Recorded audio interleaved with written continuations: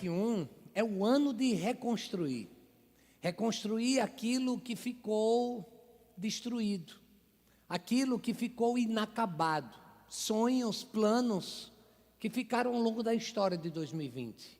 Uma pandemia interrompeu tanta coisa que nós tínhamos planejado. E mesmo ainda estando em uma pandemia, nós cremos que é tempo de reconstrução. É por isso que em janeiro nós estamos nessa série de mensagens intitulada Reconstruindo. A partir do livro de Neemias, ele que era copeiro do rei, recebe o comissionamento para voltar aos seus compatriotas e ali reconstruir as muralhas de Jerusalém, que diante dos ataques contra os persas, havia sido completamente destruído. Nós cremos que assim como Neemias, nós somos comissionados por Deus nessa geração, nesse tempo de pandemia, para reconstruir os planos do céu aqui na terra. Para fazermos isso, nós temos aprendido com Neemias, de que primeiramente é necessário que haja uma base sólida. Semana passada aprendemos que alguns obstáculos vão surgir, como Tobias e Sambalate. E hoje nós vamos dar continuidade, ministrando sobre a realidade. Sim, há uma nova realidade que nós precisamos vivenciar. É o novo normal. Nós estamos diante de uma situação conflitante, que é caótica, mas também é desafiadora. E que nos dá algumas possibilidades de como nós podemos superar. Apenas para que vocês tenham uma noção do contexto do texto que foi lido em Neemias capítulo 5, ele começa dizendo que nós e os nossos filhos e filhas somos numerosos. Precisamos de trigo para comer e continuar vivos. Tivemos que penhorar nossas terras, nossas vias, nossas casas para conseguir trigo para matar a fome. Era vender o almoço para comprar o jantar. Gente, que situação desafiadora. Nos dias de hoje, o desemprego cresce, o óbito aumenta, a enfermidade parece se proliferar. Um vírus que parece não ter limites. E nós, como estamos lidando com tudo isso? Hoje nós queremos compartilhar. Assim como Neemias agiu, eu e você também devemos agir. Diante da pandemia que ainda não acabou, diante dos desafios que nós estamos enfrentando, como nós podemos, como igreja, nos posicionar para vivermos a realidade de Deus nas nossas vidas. O capítulo 5 mostra claramente que o povo precisou deixar os seus campos para poder trabalhar na reconstrução. E como não havia cultivo, não havia colheita, não havia comida, e porque eles tinham que trabalhar na obra, eles não tinham que comer. E por causa disso, estavam vendendo os seus próprios filhos e filhas como escravos, para poder ter o feijão com arroz de cada dia, e assim poderem sobreviver. Você entende que a realidade é desafiadora? No tempo de Neemias era tão caótica como nos dias de hoje, e nós entendemos que diante de grandes desafios, o que se espera é que líderes se levantem e protagonizem aquilo que Deus tem preparado e mude a realidade. Nós como cristãos somos levantados por Deus para sermos transformadores de realidade.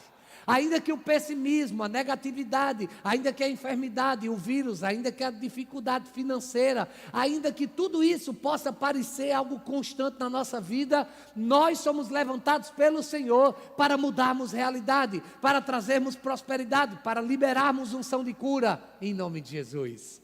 Quantos estão comigo nessa unção? Então vamos caminhar hoje a partir da história de Neemias nessa realidade. Essa realidade que nos ensina pelo menos 3 lições. E eu espero que essas lições sejam um impacto na sua vida, uma quebra de paradigmas e o estabelecimento de uma nova cultura no seu dia a dia. Vamos orar? Pai, essa é a tua palavra e eu creio que o Senhor trouxe cada um dos teus filhos e filhas nesse lugar para receber essa porção poderosa da palavra da verdade. Te peço que o abrir dos meus lábios, o meditar do meu coração, sejam palavras agradáveis na tua presença, Senhor. Tu que és a nossa rocha, o nosso Redentor. Peço a Deus que essa palavra não volte vazia, mas traga transformação de vida em nome de Jesus. Amém. Diante da realidade desafiadora, o que é que eu devo fazer? Primeiríssimo lugar, ajudar aos que sofrem. Todos comigo? Ajudar aos que sofrem. Sim, nós precisamos alimentar o faminto, vestir o que está nu, dar a mão ao que caiu, visitar o que está preso. Nós somos a igreja. Nós precisamos nos posicionar. Diante desse ambiente de pandemia, nós não podemos ser mais um que propaga fake news. Não podemos estar usando números para aterrorizar, para trazer pânico. Não! Nós precisamos ser o bálsamo do céu aqui na terra. Nós precisamos ser a voz profética que traz esperança. Nós precisamos nos posicionar para estabelecer a agenda de Deus no nosso dia a dia. E como nós podemos fazer isso? Basta você olhar a história de Neemias, que você vai entender. Eles estavam passando por uma peste, eles estavam passando por enfermidades, eles estavam passando por fome, eles estavam com os muros destruídos e estavam suscetíveis a ataques do inimigo. E o que foi que eles fizeram? Versículo 6 ao 8, acompanhe comigo nos telões. Quando ouvi a reclamação e essas acusações, eu quero que você entenda que reclamação e acusação é algo histórico que faz parte da história da humanidade. É impressionante como sempre tem pessoas com mimimi, sempre tem pessoas que reclamam, sempre tem pessoas do contra, sempre tem pessoas que ficam perguntando, e por que isso, e por que aquilo? Sempre tem pessoas, é impressionante, e no tempo de Neemias não foi diferente. Pessoas se levantaram reclamando, fazendo acusações. E o que foi que Neemias fez? Ele ficou... O que é que o texto sagrado diz? Vocês estão com medo de falar? Vamos lá? A Bíblia diz que ele ficou... Como assim, gente? Ficar furioso, essa é uma decisão assertiva diante de uma pandemia?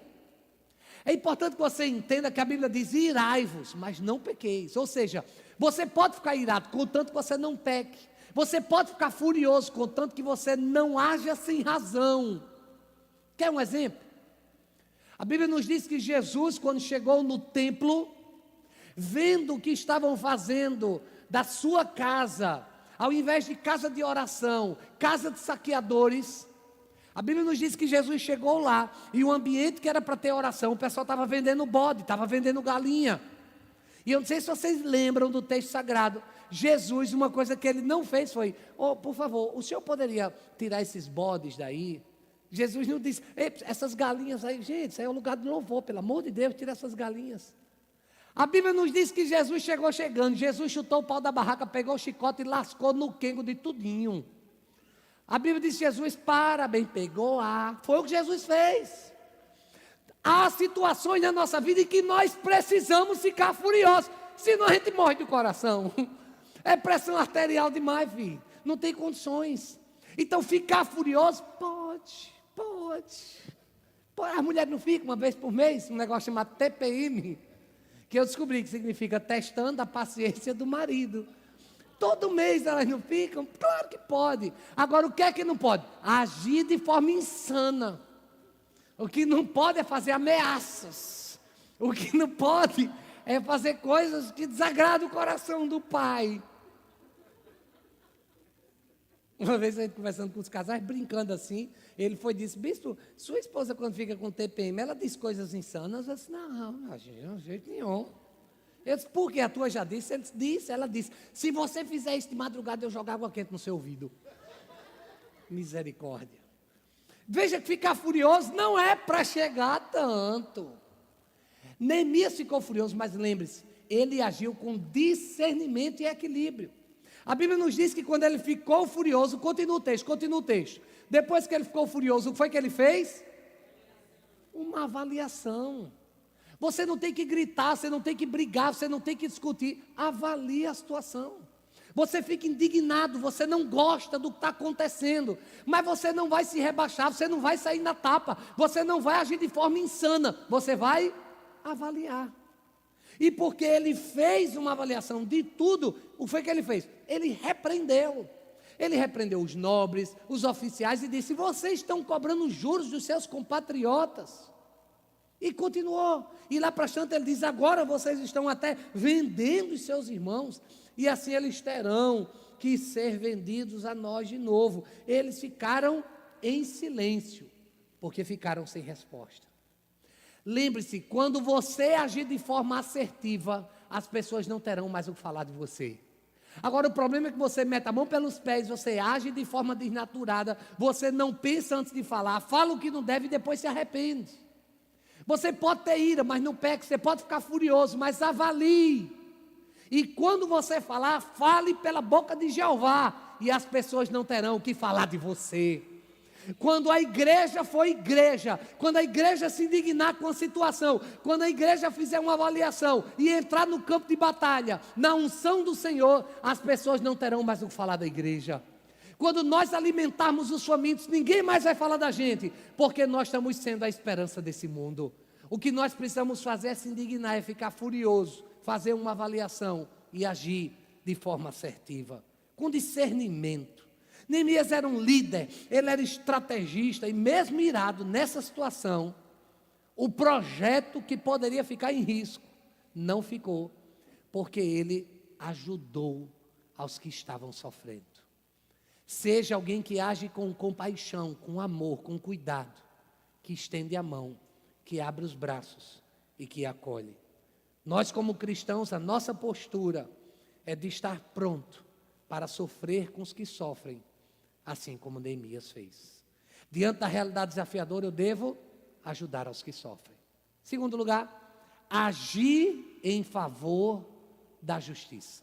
Você pode repetir comigo? Agir em favor da justiça. Seja justo. Agora, não uma justiça humana limitada, aonde a partir de alguns esquemas pode ser corrompida. Não, eu estou falando da justiça divina. Estabeleça a mesma aqui na terra. A Bíblia diz que a justiça humana é como trapo de imundície, do verbo um pano que a mulher usava quando não existia absorvente. É isso a justiça humana. Nós precisamos é nos posicionar. Nós sabemos que o mundo está cheio de promessas vazias, palavras inconsequentes, que não reproduzem atitudes nenhuma.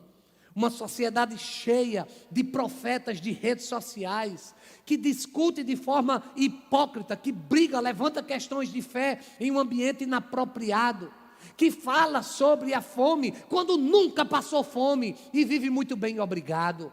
São os profetas hipócritas, que têm um discurso belíssimo, mas uma prática tão distante do que se fala. Neemias não.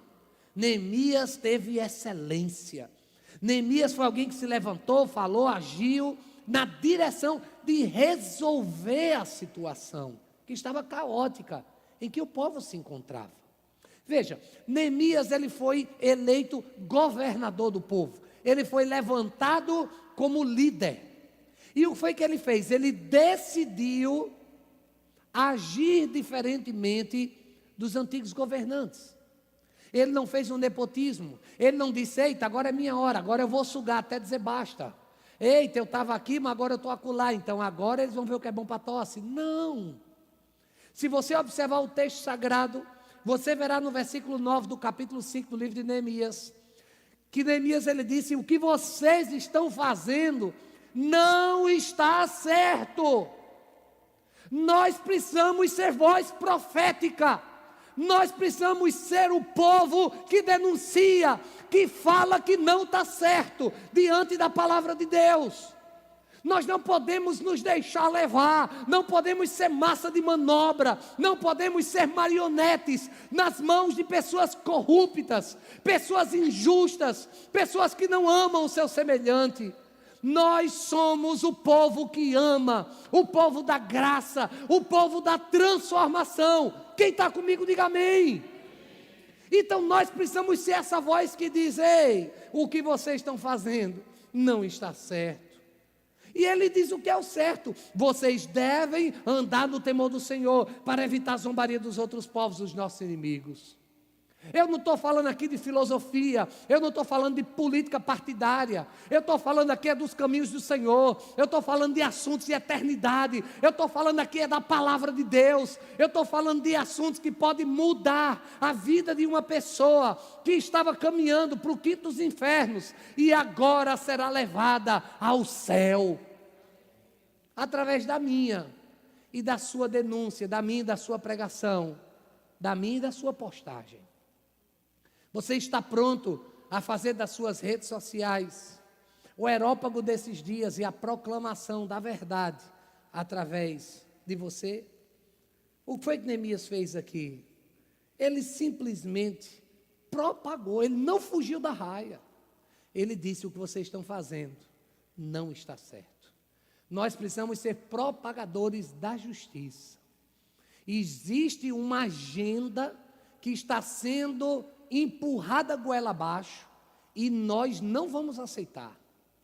Aonde em nome de uma igualdade estão querendo deturpar a palavra de Deus, dizendo que a família, ela não é mais necessária para os dias de hoje. E nós cremos que família é fundamental, a família é a base de uma sociedade saudável. Nós cremos que uma criança precisa de pai e precisa de mãe, precisa de um ambiente saudável, e nós precisamos proclamar a família nos dias de hoje. Não está certo essa historinha. E nós não seremos aquelas pessoas que, para sair bonito na fita, a gente vai ficar dizendo o que os outros querem ouvir. Não, não e não. Nós vamos falar o que a palavra ensina, com amor e com graça, sem julgamentos. Porque foi Jesus quem disse: quem não tiver pecado, quer tirar a primeira pedra. Foi Jesus quem disse: como é que você quer tirar o cisco do olho do irmão e tem uma trave no seu olho? Nós precisamos parar de querer sermos os super crentes e, com humildade, estarmos prontos a agir em justiça, com graça e com amor. Qual é o meu papel? Qual é o seu papel? O nosso papel como igreja é proclamarmos a justiça bíblica nessa sociedade tão corrompida, com graça e com amor. Diante da realidade desafiadora, ajudar os que sofrem. Agir em favor da justiça. Terceiro e último lugar, partilhar tudo que eu posso. Vamos repetir juntos? Partilhar tudo que eu posso. É a unção do OLX. Desapega, desapega, desapega. Gente, deixa eu te dizer uma coisa. De coração. O que a pastora Linda falou aqui no momento de generosidade é a mais pura realidade. Inclusive que nós vivemos no dia a dia. Abençoar, dar. A Bíblia diz que é mais feliz quem dá do que quem recebe. Faz quanto tempo que você não dá algo precioso seu para alguém? Eu não estou dizendo dar esmola. Eu não estou dizendo fazer uma caridade qualquer. Eu estou dizendo dar o seu melhor. Gente, isso é libertador.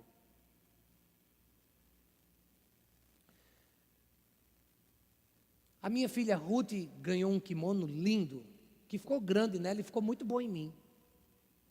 Um kimono preto com os detalhes roxo. E bispo, o roxo é a cor do bispo. Mas eu não podia usar o kimono quando eu era faixa azul, porque senão o pessoal ia ficar dizendo: está pedindo faixa. Então eu nunca usei o kimono. Só que agora eu recebi a faixa roxa. Até o momento de eu usar o kimono. Só que agora que eu recebi a faixa roxa, eu estou num processo nutrólogo de ganhar massa. E o kimono não fica 100% em mim. O kimono fica um pouco apertado, não é o ideal.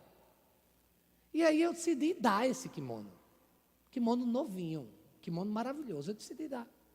Eu procurei o nosso professor, e disse: professor, estou pensando em dar, e estou pensando em dar. Aí disse quem era a pessoa, uma pessoa da igreja, uma pessoa que passa por um momento de tanta luta. E eu disse: eu vou honrar a vida dele, vou dar esse kimono de presente para ele.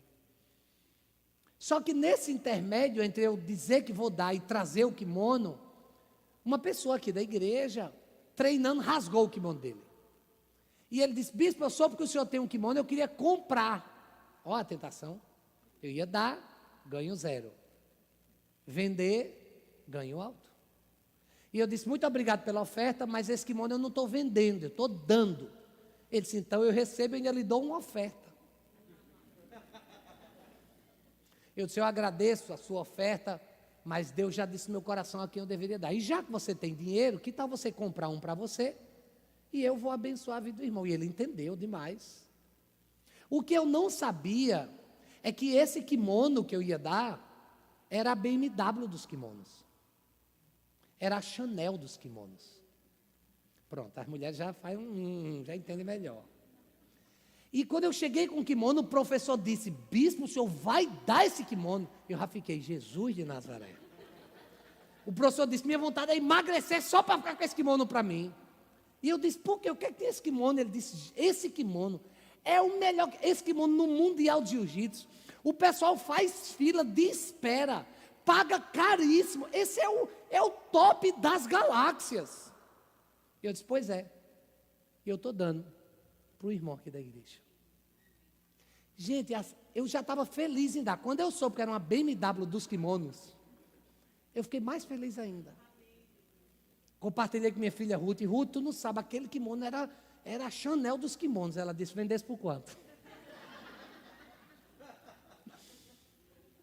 Gente, é maravilhoso abençoar o próximo. E falar nisso, né, amor? A minha esposa, bichinha, vem de Santa Rita, sabe como é, né? Com todo respeito aos santarritenses. Mas ela é muito simples. Ela é assim, é desse jeito vocês viram aqui, está na H2U. E ela foi e ganhou, nos Estados Unidos, uma bolsa dessas top das galáxias, com uma marca assim, bem boa. E ela nem está nem aí para essas coisas, nem entende direito. E ela estava num evento da igreja, e com essa bolsa ela estou no chão. Aí uma irmã que entende disse, pastora, essa é uma, sei lá o nome daquela bicha, Prada, é uma Prada. Ela disse, não é prata, não é prata. E nem é ouro, mas o que eu tenho eu te dou. Não é. A senhora está com uma Prada. E é original, pegou, é uma original, a Prada está no chão e tal. Minha esposa disse, mulher, que é isso? Você gostou? Ai, pelo amor de Deus. Pode ficar com ela para você, vou pegar um saco plástico para botar as coisas dentro aqui. Gente, é libertador. Sabe por quê? A gente conversa sobre isso, né, amor? A gente vai morrer, gente. E a Prada, o kimono, o teu ouro, teu celular, vai ficar tudo aí. Não tem gaveta no caixão. Então aprenda a partilhar. Vale a pena tudo isso? Vale a pena tanto investimento? Vale a pena tanta frustração? Vale a pena tudo isso? Por causa de um bem, de um objeto, que a Bíblia diz que a traça e a ferrugem vai correr. Que tal você fazer como Neemias? Seguir o exemplo de Neemias. Neemias, como governante, ele poderia ter o melhor. Ele poderia viver comendo das delícias da Pérsia, da Babilônia e companhia limitada. Mas a Bíblia nos diz no versículo 15, que ele disse, os governantes anteriores, aqueles que me precederam, puseram peso sobre o povo e tomaram deles 480 gramas de prata, além de comida e de vinho. O que Neemias estava dizendo é, os anteriores roubaram, mas eu não vou roubar, eu vou compartilhar, eu vou abençoar, o que é meu é seu, é nosso, estamos juntos, até depois do final. Essa deve ser nossa postura. Gente que se casa, meu, teu, não existe meu e teu, é nosso, tem que ser compartilhado. Que história é essa? Que discussão é essa? Não é uma só carne? Então tudo tem que ser junto. Nós precisamos parar com essa coisa egoísta, com esse espírito de mamon, com esse espírito de nonô correia, guardando embaixo do colchão, todo dia olhando no extrato, vendo se o dinheiro ainda está lá, se o valor ainda está lá, juntando moeda numa botija. Pelo amor de Deus, está na hora de você aprender a arte de abençoar, de doar, de compartilhar, porque mais feliz é quem dá do que quem recebe. Nós precisamos ser desses. Nós precisamos, nesse momento, fazer a diferença. E veja a diferença de um homem que ouve a Deus e não deseja os louros para si. Deixe-me dizer algo aqui a você. Ninguém é dispensável nesse tempo de reconstrução. Ninguém tem tão pouco que não possa dar, porque ninguém tem tanto que não precise receber. Aqui nessa igreja é tempo de nós sermos família, família da fé, de partilharmos com alegria aquilo que temos para com quem precisa. Eu quero dizer para você que hoje o Senhor conta com os seus dons, com seus talentos, com seu serviço, com sua prestação de serviço, com o seu jeito, com aquilo que você tem, com aquilo que você sabe fazer. O Senhor, Ele conta com você. Juntos nós podemos chegar mais longe se nós entendermos a importância de partilharmos aquilo que nós temos. Essa reconstrução em 2021, ela será linda. Esse ano será extraordinário. Esse ano nós veremos um grande mover de Deus acontecendo nesse lugar, porque você decidiu ser casa de Deus. Casa de Deus consagrada. Casa de Deus que dá boas-vindas a Jesus, a 2021, a comunidade, a família da fé, aos desafios, às lutas, mas também às vitórias que nós juntos iremos vencer. Diante da realidade desafiadora, eu devo ajudar os que sofrem, agir em favor de justiça e partilhar tudo o que posso. Quantos salmos encaminhando aqui? Eu quero concluir essa mensagem com um versículo bíblico de Neemias que eu mais gosto. E se você puder decorar esse versículo, eu vou lhe agradecer demais. Está no capítulo posterior, no capítulo número 6, no versículo de número 3. Leia comigo. Estamos realizando uma grande obra e não podemos descer. Vamos ler mais uma vez juntos?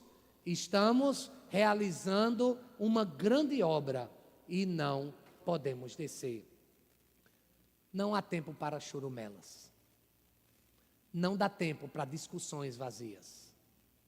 Eu não tenho tempo para ficar batendo boca e para ficar discutindo em rede social, para ficar discutindo filosofia ou suas idiosincrasias.